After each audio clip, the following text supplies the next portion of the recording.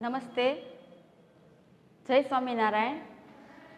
વિદ્યાર્થી મિત્રો, આપણે વિષય અર્થશાસ્ત્ર ધોરણ 11 જેની અંદર ગઈકાલે આપણે અર્થશાસ્ત્રનો પશ્ચિમમાં કેવી રીતે ઉદ્ભવ થયો અને એના ચિંતકો એ કઈ રીતનો અભ્યાસ કર્યો અને એનો વિકાસ શું હતો એ બાબતને જોઈ. ત્યાર પછી આપણે આર્થિક અને બિન આર્થિક એવી બે પ્રકારની પ્રવૃત્તિઓ વિશે અભ્યાસ કર્યો. બરાબર. હવે આ ઉદ્ભવ, વિકાસ અને એની પ્રવૃત્તિ એ બાબતથી આગળ વધતા આપણે અર્થશાસ્ત્રની અંદર એકમલક્ષી અર્થશાસ્ત્ર અને સમગ્રલક્ષી અર્થશાસ્ત્ર વિશે આજે અભ્યાસ કરવાનો છે. બરાબર. જો વિદ્યાર્થી મિત્રો, અહીં તમને જે ભણાવવામાં આવે છે, અહીં જે બ્લેકબોર્ડ પર લખેલું છે એ વિગત તમારે પાકી નોટમાં લખવી અને સાથે સાથે યોગ્ય રીતે સમજવાનો પ્રયાસ કરવો. ન સમજાય તેવી બાબતના ક્વેશ્ચન તમારે તારવી લેવા. જો વિદ્યાર્થી મિત્રો, સરળ હશે એ તમે તમારી રીતે શીખી શકશો, પણ અઘરી વસ્તુ શીખવા માટે તમારે અમને કહેવાનું. બરાબર. મૂંઝાવાનું નહીં. ગમે તે ટોપિક હોય બરાબર સમજવાનો પ્રયાસ કરશો, શીખી જશો. અર્થશાસ્ત્રની અંદર આપણે આગળ જોઈએ તો આજના ટોપિકમાં એકમલક્ષી અને સમગ્રલક્ષી અર્થશાસ્ત્ર શું છે એના વિશે વાત કરવામાં આવી છે. તો અર્થશાસ્ત્ર છે, અર્થશાસ્ત્ર વિષય છે, એમાં મુખ્ય બે પ્રકાર પડે છે, એક અને બે. પેલું એકમલક્ષી અર્થશાસ્ત્ર અને બીજું સમગ્રલક્ષી અર્થશાસ્ત્ર. બરાબર. તો આ બેના આધારે અભ્યાસો થતા હોય છે. તો અભ્યાસની અંદર જોઈએ તો એકમલક્ષી અહીં છે ને, આ જે મુદ્દા છે એના આધારે તમે તફાવત જો પૂછાય પરીક્ષામાં તો તફાવત પણ તમે તારવી શકો. એટલા માટે અહીં વિભાગ કરીને તમને સમજાવવા પ્રયાસ કરું છું. જો તફાવત પૂછે તો અહીં તારવેલા છે મુદ્દા તમારી પાકી નોટમાં નોંધતા જજો, જેના આધારે તમારે સરળતાથી કાર્ય થઈ શકે. બરાબર. હવે સમજીએ એકમલક્ષી અર્થશાસ્ત્ર એની અંદર શું આવે. તો કે એકમલક્ષી અર્થશાસ્ત્ર છે એમાં એકમ અભ્યાસ, માત્ર એકમનો જ અભ્યાસ થાય છે, અને સમગ્રલક્ષીમાં સમગ્ર ક્ષેત્રને આવરી લેવામાં આવે છે. હવે એકમો તો કે કેવા, એનું વિશ્લેષણ, અભ્યાસ કે વિશ્લેષણ તે કરે છે. હવે અહીંયા ટોપિક પડશે વિશ્લેષણ. અભ્યાસ વિશ્લેષણ શું, એનો એકમ શું, એનો અભ્યાસ કરે તે એકમમાં કઈ બાબતો આવે છે. તો કે એકમમાં ગ્રાહક પછી અન્ય બાબતો પણ વસ્તુલક્ષી આવી શકે. હવે એકમ તરીકે આપણે અહીં એકમલક્ષી અર્થશાસ્ત્રના અભ્યાસમાં એકમલક્ષી તરીકે આપણે કોને યાદ રાખવાના, માત્ર ને માત્ર ગ્રાહકને. કોને? ગ્રાહકને. બરાબર. તો હવે ગ્રાહક છે એ એકમ થયો. હવે એની અંદરમાં શું આવે તો કે વપરાશ, વસ્તુને સેવા. ગ્રાહક કેવી વપરાશ કરે છે, એની વસ્તુની ઉપયોગિતા કેવી છે, અને તેની સેવા, એ જે કાર્ય કરે છે સેવાર્થી, કે જે આપણે કીધું હતું આર્થિક અને બિન આર્થિક પ્રવૃત્તિ, એમાં બિન આર્થિક સેવા બાબત કેવી છે એ બાબત. પછી જે પરિશ્રમ કરે છે એ શ્રમ બજારમાં, જે શ્રમ બજાર છે, જે કાર્ય કરવાનું સ્થળ છે, એટલે કે જે સ્થળે વ્યક્તિ કાર્ય કરે છે એ શ્રમ બજાર કહેવાય. પછી તે બજાર નહીં, માત્ર ગમે તે ક્ષેત્ર હોય એને આપણે શ્રમ બજાર તરીકે ઓળખશું. એમાં શ્રમ એકમ બનશે. શું બનશે? શ્રમ એકમ. બરાબર. એટલે કેટલા પ્રમાણમાં તે કાર્ય કરે છે એનો એકમ ધ્યાનમાં રાખવામાં આવે છે, અને સીમાંતની ગણતરીઓ કરવામાં આવે છે. આ થયું એકમલક્ષીમાં શાનો અભ્યાસ થાય છે એ બાબત. કઈ બાબતને એકમ સ્વરૂપ લેવામાં આવે છે તે બાબત. તેની સાથે સાથે જોતા જઈએ તો સમગ્રલક્ષીમાં શું છે. તો કે સમગ્રલક્ષીમાં આપણે કુલ રોજગારી, કુલ રાષ્ટ્રીય આવક અને રાષ્ટ્રની વસ્તી, આવા પરિબળોને આવરી લેવામાં આવે છે. ઉદાહરણ તરીકે જોઈએ તો આપણે સમગ્ર રાષ્ટ્રની આવક ત્યારે જ નક્કી કરી શકીએ કે જ્યારે આપણને દરેક રાજ્યની અંદર આવેલા જિલ્લા અને તાલુકા અને ગ્રામ્ય ક્ષેત્રોની આવકની આપણને જાણકારી હોય છે. આ ક્રમિક રીતે ગ્રામ્ય, તાલુકા, જિલ્લા અને રાજ્ય એમ કરીને સમગ્ર રીતે રાષ્ટ્રીય આવકના જે આંકડાકીય માહિતી ભેગી કરવામાં આવે છે એ સમગ્રલક્ષી ક્ષેત્રની આપણે સમગ્રલક્ષી અર્થશાસ્ત્રનો અભ્યાસ થયો એવું કહી શકીએ. બરાબર, તમે ઉદાહરણ બરાબર સમજશો તો સમજવામાં ખૂબ સરળતા પડશે. હવે શાનો અભ્યાસ, તો કે એકમલક્ષી અને સમગ્રલક્ષીમાં શાનો અભ્યાસ કરવામાં આવે છે? તો જોઈએ કે વસ્તુ કિંમત નિર્ધારક, વસ્તુની કિંમત નિર્ધારક એટલે નક્કી કરવામાં. હવે ધારો કે ઘઉં છે એ એકમ તરીકે લઈએ તો એનો ભાવ શું નક્કી કરવો? તો ઘઉં એ એકમ થયું અને એના નિર્ધારક માટે જે કાર્ય કરવામાં આવે છે તે પેઢીની તુલનાનો અભ્યાસ. કોઈ પેઢી હોય તો પહેલી પેઢી, બીજી પેઢી, એટલે પેઢી તરીકે માત્ર આપણે વસ્તીને નથી લેવાની, પણ આપણી વપરાશી કે બજારની પેઢી 2001, બજારની 2002, 2003 એ પેઢી દર ક્રમિક રીતે એટલે ક્રમિકતાની બાબતો જ્યારે લેવામાં આવે ત્યારે આપણે પેઢીની તુલનાઓનો અભ્યાસ કરીએ એવું કહી શકાય. શ્રમિકની સીમાંત ઉત્પાદન, જે શ્રમિક કાર્ય કરે છે એનું સીમાંત ઉત્પાદન, એને કેટલી સીમા સુધી, કેટલી હદ સુધીનું વેતન મળે છે એનો અભ્યાસ કરવા માટે આ એકમલક્ષી અર્થશાસ્ત્રમાં થાય છે.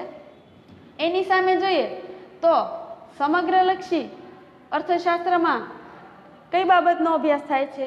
તો કે સમગ્ર ભાવ સપાટી, જે બાબત જે વસ્તુ હોય એની ભાવ સપાટી શું છે, કયા પ્રદેશમાં શું ભાવ છે, કઈ જગ્યાએ કયો માલ વધારે ઊંચા ભાવનો છે અને કઈ જગ્યાએ નીચા ભાવનો છે, આ ભાવ સપાટી સમગ્રલક્ષીમાં થાય છે.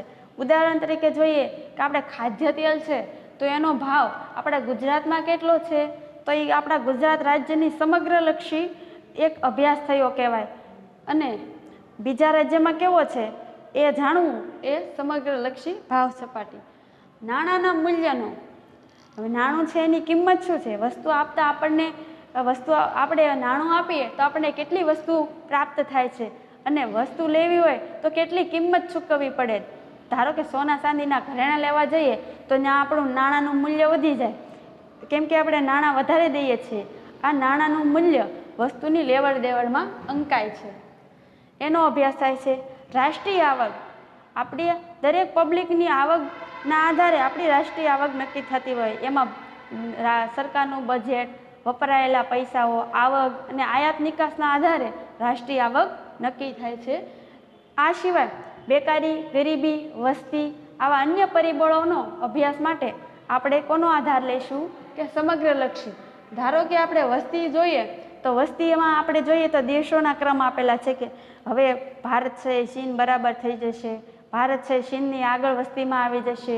આવા સવૈયા કે આંકડાઓની માહિતી આપણને ત્યારે મળે કે જ્યારે આપણે આખા ક્ષેત્ર, આખા રાષ્ટ્રીયનો વસ્તીનો અભ્યાસ કરેલો હોય છે. એટલે તો સ્કૂલમાં જે સંસ્થાઓ છે, NGO છે, આપણે વસ્તી ગણતરીઓ માટેનું કાર્ય આપતા હોય છે. આ વસ્તી ગણતરીનું જે કાર્ય અહીં જે થાય છે નાના ક્ષેત્રમાં, એ ધીમે ધીમે સમગ્રલક્ષીમાં આવરી લેવામાં આવે છે, એટલે એનો સમગ્રતયા અભ્યાસ થતો હોય છે. આ શાનો અભ્યાસ કરવામાં આવે છે એના આધારે આ બંને બાબતો અહીં રજૂ કરી છે. હવે ત્યાર પછી આગળ જોઈએ તો ઉપયોગ. હવે એકમલક્ષી અર્થશાસ્ત્રના અભ્યાસનો ઉપયોગ શું છે અને સમગ્રલક્ષી અર્થશાસ્ત્રના અભ્યાસનો ઉપયોગ શું છે? તો કે ગ્રાહકની પેઢી, શ્રમિક, એમાં એકમનો નિર્ણય માટે, બીજું છે આર્થિક વેતનની સમજ માટે, અને અભ્યાસ અને એનું વિશ્લેષણ. હવે ગ્રાહકની પેઢી, હવે ધારો કે તમે જ છો સ્કૂલમાં તો એક પ્રવાહ ભણીને વયો ગયો, બીજો પ્રવાહ આવ્યો, ત્રીજો પ્રવાહ આવ્યો. આવી રીતે ગ્રાહકની પણ પેઢી હોય છે જે કાર્યક્ષેત્રે કામ કરે છે, ત્યાં અમુક ટાઈમ રહેતા હોય છે પછી જતા રહે છે. તો આ ગ્રાહકની પેઢીઓને સમજવા માટે અને જાણવા માટે, એકમ નિર્ણય માટે એને શું વેતન આપવું, કેટલા પ્રમાણમાં કામ કરે છે અને તેને કેટલા પ્રમાણમાં વળતર આપવું એ નક્કી કરવા માટે, અને આર્થિક વર્તનની સમજવા માટે. આર્થિક વર્તન એટલે તમે જે કાર્ય કરો છો, તમે જે આર્થિક પ્રવૃત્તિ કરો છો એમાં વાતાવરણ કેવું છે, તમને પોસાય છે કે નથી પોસાતું, આ બાબતની સમજવા માટે, જેથી શ્રમિક સમસ્યાગ્રસ્ત ન રહે તેને પૂરતું વેતન મળી રહે. આવા સમસ્યાના હલ માટે અર્થશાસ્ત્રમાં એકમ અર્થશાસ્ત્રમાં અભ્યાસ થાય છે. આ સિવાય સમગ્રલક્ષી અર્થશાસ્ત્રના અભ્યાસમાં તો કે આર્થિક નીતિ ઘડવા માટે, હવે આ કાર્ય છે એ મોટા ભાગે છે ને મોટા ક્ષેત્રે બહોળા રાષ્ટ્રીય લેવલે, રાજકીય લેવલે આમ સમગ્રતયા થતું હોવાથી આર્થિક નીતિ ઘડવા માટે આપણે આર્થિક નીતિ આપણી રાષ્ટ્રીય ક્ષેત્રે ઘડાતી હોય છે. આર્થિક સંસ્થાકીય બાબત, આર્થિક નાણાકીય જે સંસ્થા છે તે એનો ઉપયોગ કરે છે અને નિર્ણયો લેવા માટે કે હવે પેટ્રોલ ડીઝલના ભાવ કેટલા કરવા, કેટલા ટકા પૈસાઓ વધારો કરવા, પેટ્રોલ ડીઝલના જે ભાવ નક્કી થાય છે આવા તો અન્ય અનેક ભાવો હોય છે, તેજી મંદીના આધારે અને માંગ અને પુરવઠાના આધારે નક્કી થતા હોય છે. તો આ જે આર્થિક નિર્ણયો લેવામાં આવે છે તે સમગ્રલક્ષી અર્થશાસ્ત્રના અભ્યાસમાં લેવામાં આવે છે. બરાબર. આ થયો એકમલક્ષી અર્થશાસ્ત્રનો અને સમગ્રલક્ષી અર્થશાસ્ત્રનો અભ્યાસ અને તેનો તફાવત. હવે આગળ વધીએ.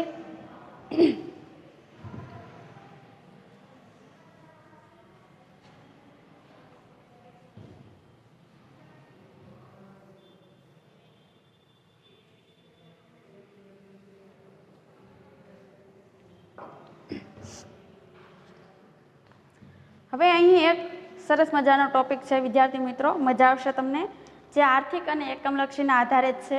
એની માહિતી આપણને જે પ્રાપ્ત થાય છે એ માહિતીની રજૂઆત કઈ રીતે કરવી એ બાબત કીધી છે. આમાં એકમલક્ષીનો જે અભ્યાસનો હેતુ છે એ અભ્યાસનો હેતુ છે માત્ર એકમલક્ષી બાબત છે એનો માત્ર અભ્યાસનો જ હેતુ હતો અને એના આધારે જે સમગ્રલક્ષી અર્થશાસ્ત્ર છે એનો અભ્યાસ શું છે તો કે નીતિ ઘડવાનો છે અને જે નીતિ ઘડે છે એની અસર પાછી એકમલક્ષી પર પડતી હોય છે. આ પછીનો 1.6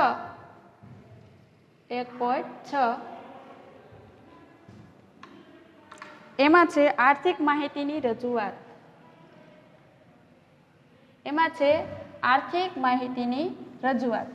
આર્થિક માહિતીની રજૂઆતમાં મુખ્ય 3 પ્રકારો પાડવામાં આવ્યા છે. તમને પ્રશ્ન પૂછવામાં આવે કે આર્થિક માહિતીની રજૂઆત કેટલી બાબતોમાં થાય છે તો આપણે બેશક લખી દેવાનું 3.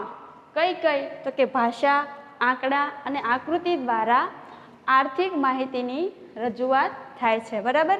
હવે એમાં ભાષા દ્વારા કે વર્ણનાત્મક દ્વારા એમ કીધું છે.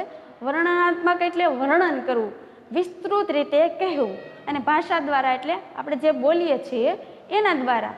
તો એના દ્વારા આર્થિક માહિતીની રજૂઆત કઈ રીતે થાય તો કે હું એમ બોલું કે આજે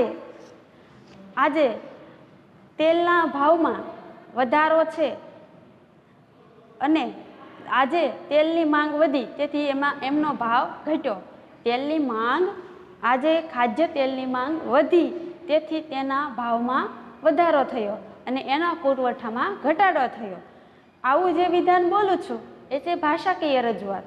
આ તમને જે કહેવામાં આવ્યું હું તમને કહું છું, વધારો છે, ઘટાડો છે, તેજી છે, મંદી છે, આ જે બાબત આવી અર્થશાસ્ત્રમાં રજૂ થાય એ ભાષાકીય છે. તમે ટેલિવિઝન પર જોતા હશો કે બજાર ભાવ આ તે, તો આ બધી બાબતો આપણને ભાષાકીય કે વર્ણનાત્મક રીતે મળતી હોય છે. બીજું છે આંકડાકીય માહિતી દ્વારા આપણને સ્પષ્ટ માહિતી મળે છે એવું કહેવાયું આગળ. બરાબર. તો આંકડાની અંદર શું હોય છે તો કે વસ્તુલક્ષી કે કિંમતલક્ષી બાબતો દર્શાવેલી હોય છે. ઉદાહરણ તરીકે જોઈએ, અહીં કિંમત અને વસ્તુની માંગ.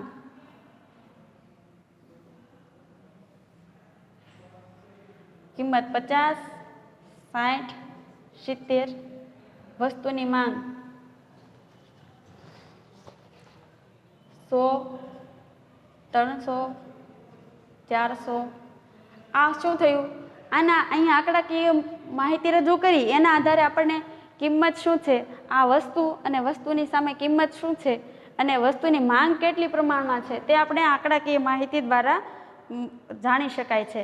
આવી તો ઘણી બાબતો હોય છે જે આપણને આંકડાકીય માહિતી સ્વરૂપે સ્પષ્ટ થાય છે. જેમ કે ભારતમાં બેરોજગારીનું પ્રમાણ, ભારતમાં કૃષિ ક્ષેત્રે થયેલો વિકાસ, ભારતમાં જોવા મળતી ગરીબી, આ બધી બાબતો છે એની આપણે માહિતી આંકડાશાસ્ત્રની દૃષ્ટિએ મેળવતા હોઈએ છીએ. ત્યાર પછી છે આકૃતિ.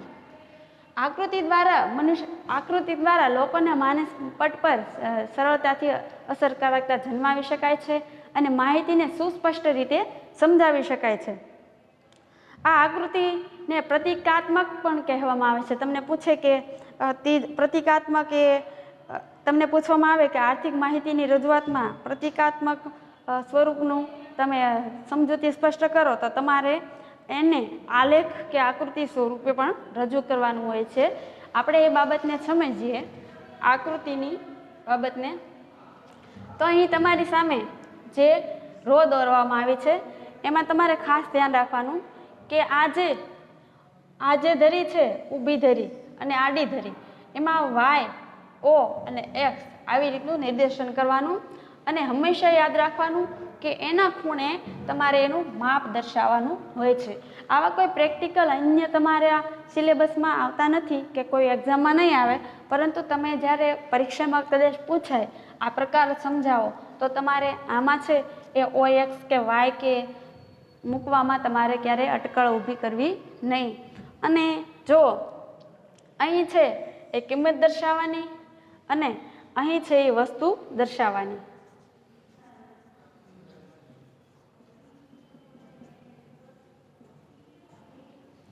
આ સિવાય અહીં તમે વર્ષ દર્શાવી શકો, અહીં તમે વસ્તી દર્શાવી શકો, ગરીબી દર્શાવી શકો, સાક્ષરતા, આ બધા જે એકમો છે, આ જે બાબતો છે, પ્રમાણ જેનું તમારે જોવાનું છે.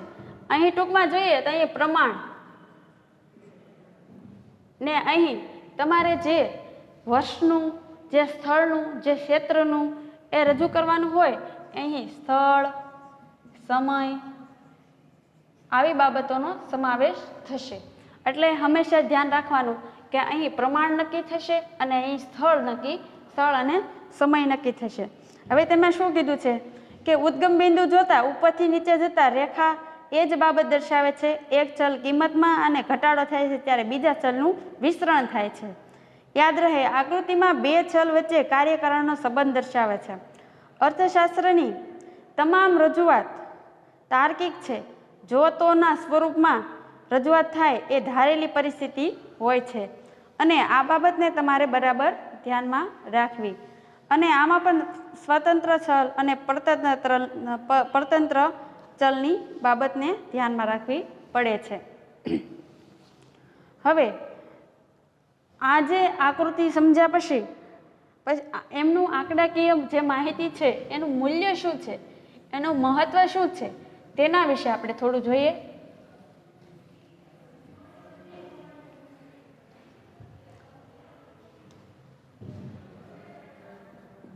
આંકડાકીય માહિતીનું મહત્વ. આપણને જે આંકડા મળે છે, આપણે એટલી બધી મહેનત કરીએ છીએ કે સમગ્ર લક્ષીની એકમલક્ષી રીતે અભ્યાસ થાય છે અને પછી આંકડાઓ મળે છે. તો આંકડાકીય માહિતી છે એનું મહત્વ શું છે? તો કે બે આર્થિક ચલ વચ્ચે કાર્યકારણનો સંબંધ. બે ચલ વચ્ચે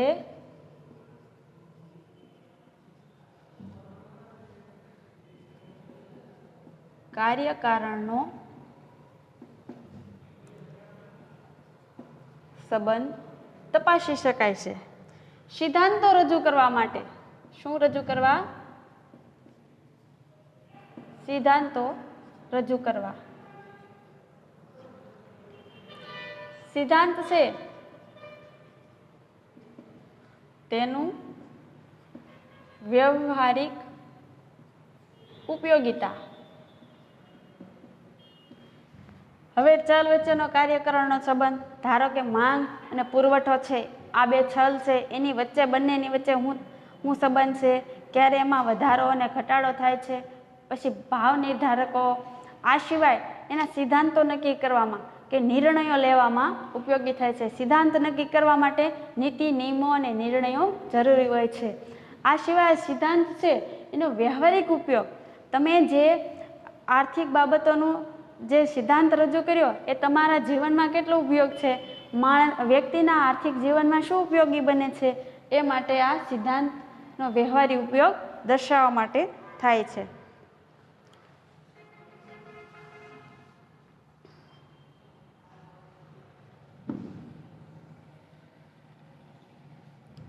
એમાં પહેલો રજૂ કરેલો હતો સિદ્ધાંત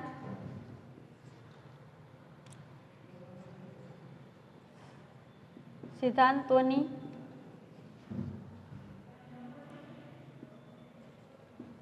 આધારભૂતતામાં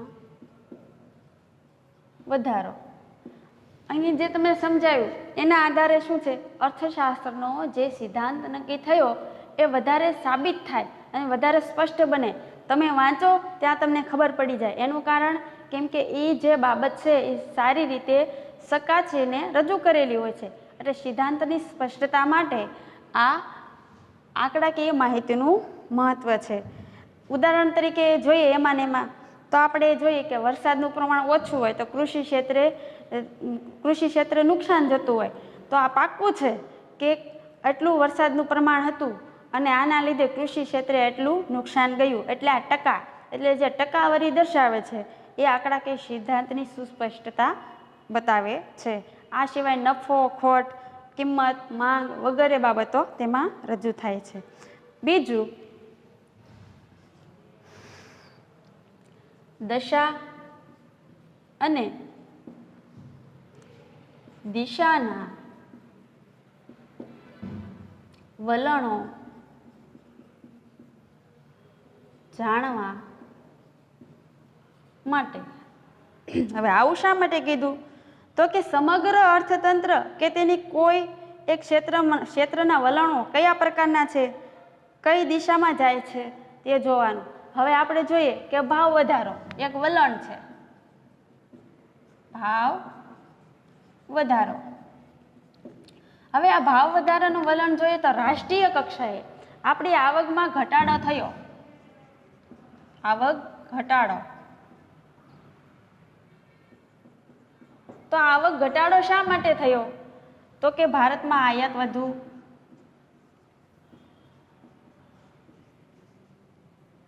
વધુ, વપરાશ વધુ,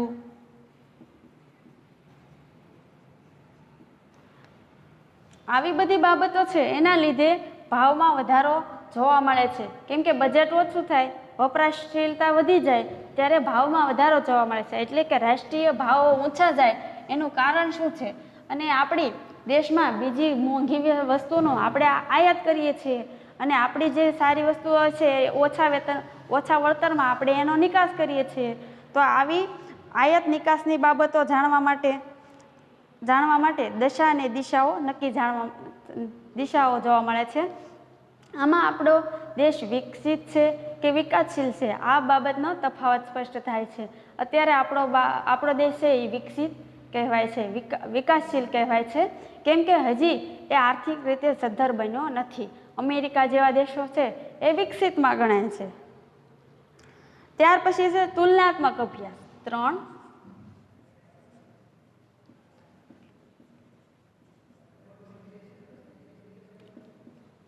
તો તુલનાત્મક અભ્યાસમાં બે બાબત કેન્દ્રમાં રાખવાની. એક સમય અને બીજું સ્થળ. હવે તમે જોશો કે સમય આધારે કઈ રીતે? તો કે આપણે ઉદાહરણ લઈએ સાક્ષરતાનું. તો સાક્ષરતાનું પ્રમાણ 2001માં કેટલું હતું, 2002માં કેટલું હતું, 2003માં કેટલું હતું અને 2004માં કેટલું હતું એ બાબત અહીં દર્શાવવામાં આવેલી હોય છે. આ સિવાય કયા કયા રાજ્યમાં કેટલું પ્રમાણ હતું એ દર્શાવવામાં આવેલું હોય છે. આ થયું કયા વર્ષના ગાળાના આધારે નક્કી થયું. એટલે શું થયું? સમય. એટલે આપણે આ તુલનાની અંદર સમયની બાબતને આધારે જોતા હોઈએ છીએ. અને તુલનાત્મક રીતે જોઈએ તો અહીં શું કીધું કે 2002માં વસ્તી 80%, તો એની સામે 2005માં વસ્તી 90%. તો આ શું થયું? સમય વર્ષના આધારે તુલના, એટલે કે આ અભ્યાસમાં સમય આધારિત તુલના થાય છે. બીજું સ્થળ, શું કીધું? સ્થળ. તો સ્થળમાં શું? તો કે ઉદાહરણ તરીકે અનાજ, એમાં ઘઉં લઈએ તો એનું ઉત્પાદન રાજ્ય દીઠ જોઈએ તો પંજાબમાં કેટલું, હરિયાણામાં કેટલું, આમ રાજકીય રીતે જોઈએ તો પાક ઉત્પાદન હોય કે બીજી અન્ય બાબતોનું ઉત્પાદન હોય તો એ કયા સ્થળે કેટલા પ્રમાણમાં છે એ જાણવા માટે આપણે તુલનાત્મક અભ્યાસ કરવામાં આવે છે. એટલે આ જે આંકડાકીય બાબત છે એમાં આંકડા દર્શાવી, ટકાવારી દર્શાવી અને તેની તુલના થઈ શકે છે. પંજાબમાં 90% ઘઉંનું ઉત્પાદન થયું, ગુજરાતમાં 40% ઘઉંનું ઉત્પાદન થયું. આ ટકાવારી પ્રમાણે તુલનાઓ કરી શકાતી હોય છે. 4, શું કીધું કે સંક્ષિપ્તમાં રજૂઆત. સંક્ષિપ્ત એટલે ટૂંકાક્ષરીમાં ટૂંકી રીતે રજૂઆત કરવી. હવે જોઈએ તો આપણે બેરોજગારીનું પ્રમાણ જોઈએ તો રાજ્ય દીઠ જોઈએ તો કોઈ એમ કહે કે આમાં 10,000 કે 10 લાખ જેટલા ગુજરાતમાં બેકાર લોકો છે, પછી હરિયાણામાં 5,000 જેટલા છે. તો આવું લાખ કે હજારની સંખ્યામાં જે વર્ણવીએ છીએ એ લોકોના મન પર સરળતાથી અસર ન પડે, પરંતુ એના ટકાવારીમાં દર્શાવી દો કે 90%, 40%. તો આ ટકાવારીના આધારે આપણને જે પરિબળ છે એની અસરકારકતા, એમાં જોવા મળતા પરિવર્તનો આપણને સરળતાથી સમજાતા હોય છે. એટલે ટૂંકાક્ષરીમાં રજૂઆત કરવા માટેની બાબત છે. અને ટૂંકાક્ષરીમાં રજૂઆત ત્યારે જ થાય કે જ્યારે આપણા પાસે યોગ્ય માહિતી આંકડાકીય હોય. એટલે આંકડાકીય માહિતી આપણને આ 4 બાબતે ઉપયોગી થાય છે અને એનું આ મહત્વ અહીં દર્શાવવામાં આવ્યું છે. બરાબર. હવે આ આંકડાકીય માહિતીનું મહત્વ આપણે સમજ્યા. બરાબર. ત્યાર પછી આ જે આંકડાકીય માહિતી તો આપણે મળે છે, પરંતુ એ માહિતીને આપણે આલેખ અને આકૃતિમાં કેમ રજૂ કરવી?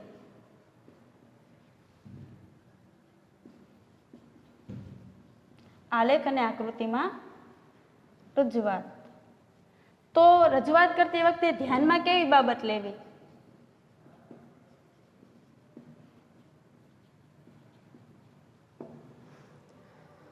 તો આમાં જોઈએ તો શું કીધું કે તારણો, સિદ્ધાંતો, ફલિતાર્થો અને વિશ્વસનીયતાનો આધાર આંકડાકીય રજૂઆત કરે છે.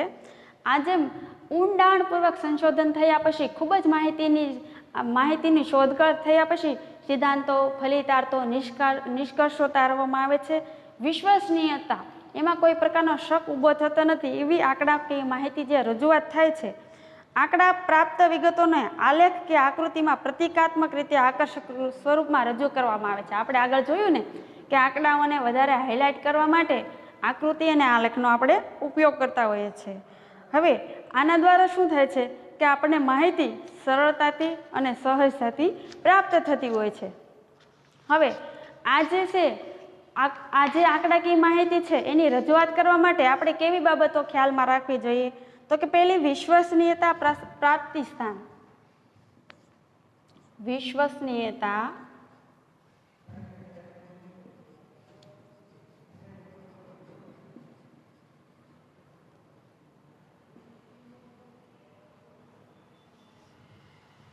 તો કે આર્થિક સિદ્ધાંતો કે તારણો જેના આધારે આપવામાં આવે છે તે આંકડાકીય માહિતીના પ્રાપ્તિ સ્થાનો છે. જે મુખ્ય કેન્દ્રો છે જેને સ્પષ્ટ અભ્યાસ કર્યો છે એવા જે સ્થાનો છે, પ્રાપ્તિ સ્થાનો છે, જેમાં આપણને વિશ્વાસ બેસે એવી જગ્યાએથી માહિતી એકત્રિત કરવી.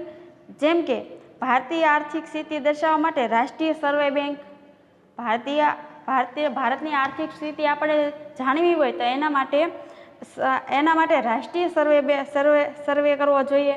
પછી વિશ્વ બેંક જે બધા રાષ્ટ્રનો હિસાબ રાખતી હોય એવી વિશ્વ બેંકનો રિપોર્ટ, પછી કેન્દ્ર સરકારની આંકડાકીય સંસ્થા, આવી જે મેન બાબતો છે એને જ કેન્દ્રમાં રાખીને આંકડાકીય માહિતી લેવામાં આવે છે. બાકી તમને એમ કહી દે કે કાલે તો પેટ્રોલ ડીઝલના ભાવ એટલા થઈ જવાના છે એવું કોઈ માની લેતું નથી. એટલે કે વિશ્વસનીયતાની પ્રાપ્તિ સ્થાન આધાર હોય એવી વસ્તુ આપણે રજૂ કરવી જોઈએ. ત્યાર પછી છે બીજું, સ્વતંત્ર અને પરતંત્ર ચલ. સ્વતંત્ર અને પરતંત્ર ચલ આને આધારિત પણ કહેવામાં આવે છે. હવે આની અંદર શું યાદ રાખવાનું છે કે OX ધરી દર્શાવવામાં આવે છે અને OY ધરી દર્શાવવામાં આવે છે. એના પર કાર્યકારણ સંબંધ કારણરૂપ હોય છે તે દર્શાવવામાં આવે છે. સ્વતંત્ર છલ છે એ હંમેશા તમારે આડી ધરી પર દર્શાવવાનો અને પરતંત્ર છલ ઊભી ધરી પર દર્શાવવાનો હોય છે. ત્યાર પછી ત્રીજું, સ્કેલ માપની પસંદગી કરવી. સ્કેલ માપ યોગ્ય રીતે લઈ અને આકૃતિ અને આલેખ દોરીએ તો સ્પષ્ટ રીતે તે આપણને સમજી શકાય અને તેની આકૃતિ પણ આપણને સારી જોવી ગમે, જેવી તેવી આડી અવળી નહીં.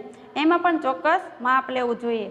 આવી વિશ્વસનીયતાની પ્રાપ્તિ સ્થાન, સ્વતંત્ર અને પરતંત્ર છલ અને સ્કેલ માપની પસંદગી, આ ત્રણ મહત્વની આ જે બાબતો છે એના આધારે જ તમે આંકડાકીય માહિતીની રજૂઆત યોગ્ય રીતે કરી શકો. હવે આપણે એટલે સુધી રાખશું. હવે આવતીકાલે આંકડાકીય માહિતીની આકૃતિ અને આલેખમાં રજૂઆત શું છે તેના વિશે જોઈશું. ધન્યવાદ.